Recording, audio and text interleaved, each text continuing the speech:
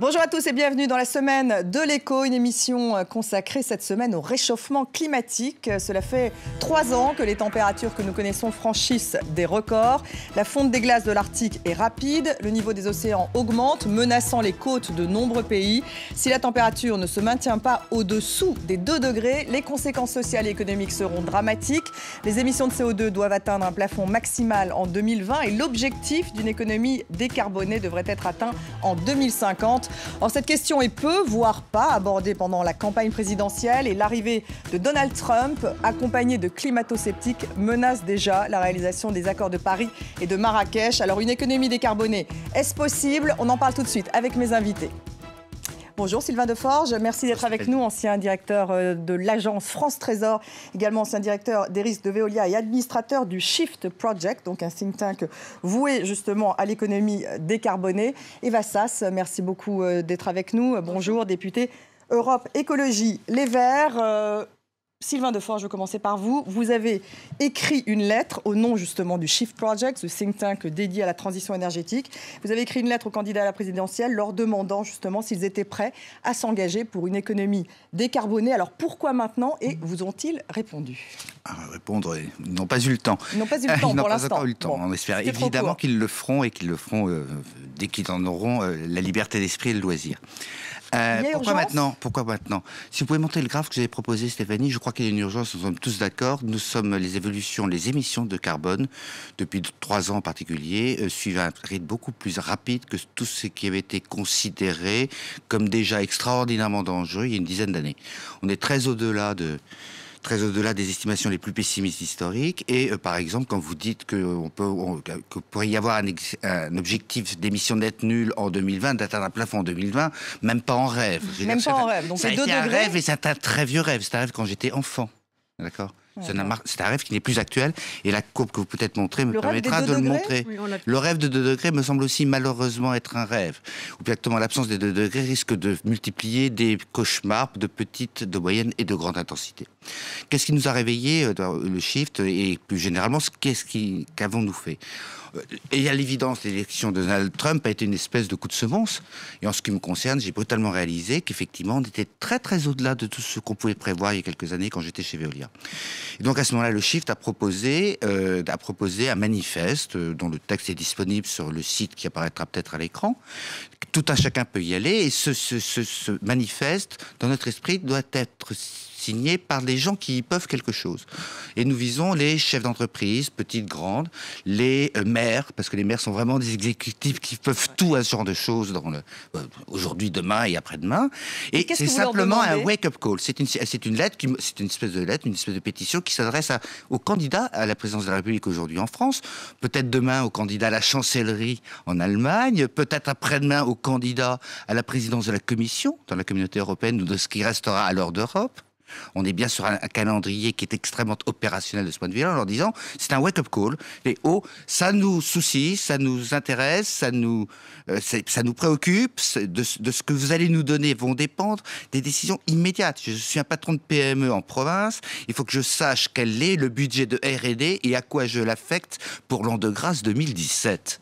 Donc j'ai besoin aujourd'hui en 2017, j'aurai besoin en 2020, j'aurai besoin en 2040 d'un cadre général qui me permette de prendre des décisions dont dépend mon entreprise, mes clients et fournisseurs et mes salariés.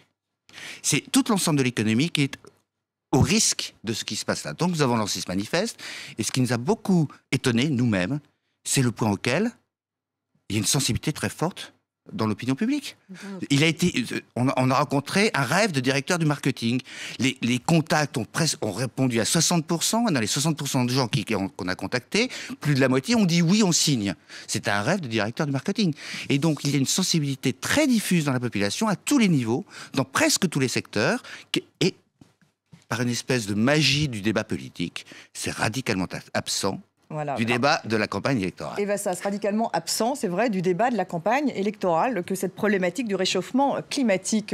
Est-ce que vous faites ce constat? Je fais le même constat. Moi, je commencerai par dire 2 choses. C'est que d'abord, il faut dire à quel point les conséquences seront graves si nous ne parvenons pas à rester en dessous des 2 degrés ou des 1,5 degrés. On a déjà dit que c'était quasiment un objectif impossible. C'est vrai, mais je pense qu'il faut vraiment, pour que l'opinion publique se rende compte des conséquences, rappeler que ça va être des épisodes caniculaires qui vont être beaucoup plus fréquents et beaucoup plus longs. Ça sera 40 degrés en été en Île-de-France. On a fait d'ailleurs un bulletin météo de 2050 qui disait... Là, vous parlez de 2050, 40 degrés ? Oui, c'est ça, exactement. Ça sera 40 degrés en été. En France, et ça sera aussi... Il y a 37 la nuit, 43 le jour. C'est ça. Avec aussi des épisodes violents, avec des tornades, des cyclones qui seront beaucoup plus fréquents. Des villes comme Miami seront sans doute sous les eaux. Et puis, en France, plus près de nous, il y aura des régions, comme la région de Bordeaux, qui aura beaucoup plus de difficultés, par exemple, à produire du vin, parce qu'il y aura 70% des terres viticoles qui seront touchées par les sécheresses, en fait, en Europe. Donc, il faut bien montrer que ça va être un changement dramatique, en fait, des conditions de vie dans lesquelles nous sommes, et que c'est demain. Parce que quand on dit 250 millions de réfugiés climatiques, c'est en 2050, c'est l'ONU qui l'a dit, et ça sera donc en 2050, ça veut dire, vous venez de le dire, effectivement, dans 33 ans, donc ma fille, qui aujourd'hui a 3 ans, n'aura que 36 ans, donc, et nous serons encore en vie, je l'espère. Donc pourquoi n'est-ce pas dans le débat politique aujourd'hui? Le politique, c'est du court terme. On pense à 1 an, 2 ans, 3 ans, 5 ans maximum. Là, on parle effectivement déjà de 2030 ou 2050. C'est exactement, vous venez de donner la réponse, c'est parce que c'est du court terme. L'opinion publique, je fais le même constat que vous, l'opinion publique est sensibilisée en grande partie, mais malheureusement, la classe politique a un retard considérable sur l'opinion publique et cette question climatique est quasi absente des débats. On l'a vu dans le débat présidentiel qui s'est déroulé à la télévision. Il y a quand même des éléments dans les programmes, je voudrais en citer quelques-uns. Bon, et je le dis d'ores et déjà, je soutiens Benoît Hamon, donc de fait, je vais plutôt citer des choses qui sont dans le programme de Benoît Hamon, mais il faut dire qu'il est quand même le candidat qui le met le plus en avant la question environnementale et la question climatique. Et par exemple, nous prévoyons 100 milliards sur la mandature d'investissement dans l'isolation thermique. Sylvain Deforgeau. Je confirme, c'est d'ailleurs un des paradoxes de la situation. Nous avons dans l'association dont je fais partie, pluché les programmes. Quand on pluche vraiment les programmes en rentrant dedans, là, pas simplement la devanture ou les 30 premières pages, mais qu'on rentre à l'intérieur du truc, on trouve des choses sur le climat, dans à peu près tous, si je vous passerai tout à l'heure. Ou une TVA, à peu près par tous, il y a des exemple. choses plus ou moins, bien évidemment, plus ou moins. Et effectivement, celui de M. Hamon est très plan d'investissement et de taxes. Mais ce qui est frappant, c'est que ça ne passe pas le mur du silence. Pendant le débat de lundi soir, il y a eu une question qui était posée dans un sujet proche de celui-ci, une seule, sur 3h30 de débat. Et la réponse a duré 22 secondes, monte en main. C'est un débat. Pourquoi, votre avis ? Je crois que pour 2 raisons. Une raison collective, mais qui s'attache aux individus. Très vite, quand on se projette, les risques encourus sont des choses qui adressent la personne nous-mêmes. On a une espèce de fascination, mais effectivement, ça va atteindre mes enfants, vous le disiez, madame. Mes enfants, ils vont vivre comment ? Et donc, on a une dimension d'intériorisation et d'émotivité personnelle qui sont extrêmement graves. Ces derniers temps, je travaillais dans un groupe qui s'occupe de médecine et de prévoyance santé. À l'évidence, on sait que notre santé est en risque de ce fait-là. Et dès qu'on touche à la personne, à la santé, au corps, il y a une extrême discrétion, une extrême réserve dans le débat et dans le débat public. C'est le premier point. Deuxième point, ce qui n'est pas facile pour des candidats politiques non plus, il y a certains des aspects du sujet qui sont clairement, si je dis polémique, prenez-le au sens neutre, en tout cas qui sont très émotivants. Typiquement, tout simplement, par exemple, le nucléaire. Immédiatement, c'est un débat qui peut s'enflammer, qui s'enflamme facilement. Donc que ça ne soit pas facilement dans le débat, je le conçois. Et par ailleurs, c'est très compliqué. C'est très compliqué. Il y a des dizaines de milliers de gens, plus intelligents que moi, qui depuis plusieurs dizaines d'années travaillent sur ce sujet. Si c'était simple, ça se saurait. Mais c'est pas parce que c'est compliqué que ce n'est pas urgent. Alors, votre manifeste, allez-y Eva Sas, vous vouliez dire quelque chose? Je voulais parler justement des entreprises, parce qu'on n'a plus beaucoup de temps, et le manifeste s'adresse aux entreprises. Il y en a un certain nombre. Signé par les entreprises. Signé par 80 patrons français. Non, il a été signé sans aucune publicité aujourd'hui. Aucune publicité, c'est maintenant que la publicité va commencer. Il a été signé par plus de 1900 personnes maintenant, dont une très grande partie de chefs d'entreprise de toute taille. Et c'est bien un appel, un wake-up call aux candidats. Ça nous soucie, répondez-nous.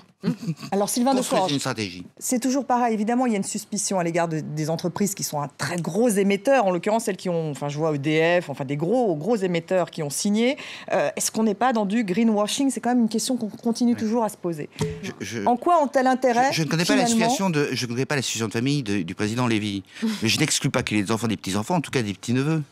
C'est une question qui adresse chaque individu. Là, ce sont les individus. EDF J'espère que l'entreprise subsistera, mais même quand il fera 40 en moyenne à Paris, il y aura encore quelque chose qui s'appelle EDF. Donc de toute façon, pour les entreprises, qu'elles soient aujourd'hui gros producteurs ou pas, de toute façon, la révolution technologique qui est strictement nécessaire leur passera dessus, ou plus exactement dedans. Je disais, pourquoi est-ce qu'on n'en parle pas dans la campagne présidentielle? C'est parce que, comme vous l'avez dit, c'est un sujet qui est anxiogène. Mais anxiogène. Et pourtant, il faut montrer que c'est aussi des solutions, que c'est aussi créateur d'emplois. C'est pour ça que quand vous dites greenwashing, je ne vais pas être forcément d'accord avec vous. C'est une question. Parce que c'est l'écologie, en l'occurrence la transition énergétique, c'est une opportunité économique et je crois que les entreprises l'ont compris.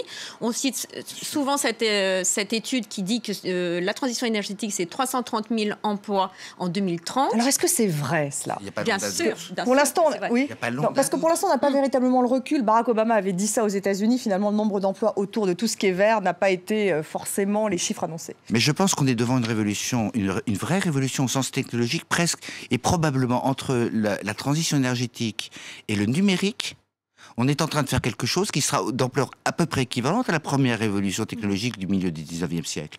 Dans 50 ans, nos entreprises, nos technologies, nos brevets ne ressembleront pas à ce que c'était aujourd'hui, comme notre civilisation d'aujourd'hui ne ressemble pas à ce qu'il y avait avant la guerre de 14. Et les sociétés en ont conscience. Enfin, en tout cas, celles qui ont signé le manifeste. Les entreprises en ont toutes conscience. Celles en tout cas qui ont signé, même si... Non, même celles qui n'ont pas signé.